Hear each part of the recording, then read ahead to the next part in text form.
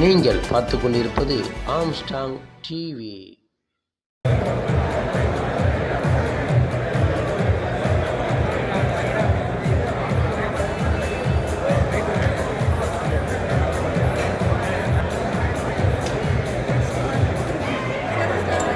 பிற்படுத்தப்பட்ட மிகவும் பிற்படுத்தப்பட்ட ஒடுக்கப்பட்ட பிள்ளைகள் படிச்சு வெளியில வர்றது அவங்களால தாங்கிக்க முடியல. கல்வி ஒன்றே அழியாத செல்வம், யாராலும் திருட முடியாத சொத்துன்னு சொல்லி நம்முடைய முதலமைச்சர்கள் பல்வேறு திட்டங்களை, எண்ணற்ற திட்டங்களை மாணவ செல்வங்களுக்காக வழங்கிக்கிட்டு இருக்காங்க.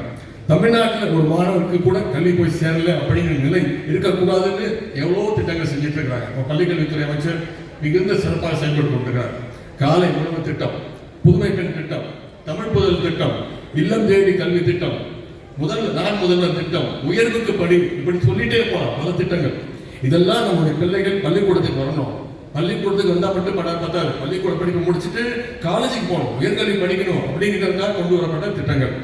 அதெல்லாம் இப்போ டெல்லியில் உட்காந்துக்கிட்டு மாணவர்களை எப்படி பள்ளிக்கூடத்திலிருந்து வெளியேற்றலாம்னு அவங்க திட்டம் போட்டுக்கிட்டு இருக்கிறாங்க. விஸ்வகர்மா திட்டம் அப்படின்னு ஒரு திட்டத்தை கொண்டு வந்திருக்கிறாங்க.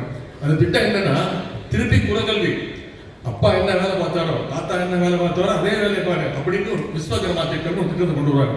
நம்முடைய மாணவர்களை கல்வியிலிருந்து வெளியேற்றத்துக்காக இந்த திட்டத்துடைய ஒரே நோக்கம். நம்முடைய முதலமைச்சர் தெளிவாக சொல்லியிருக்காங்க, எந்த காலத்திலையும் நாங்கள் தமிழ்நாட்டில் இந்த விஸ்வகர்மா திட்டத்தை நாங்கள் துவங்க மாட்டோம்.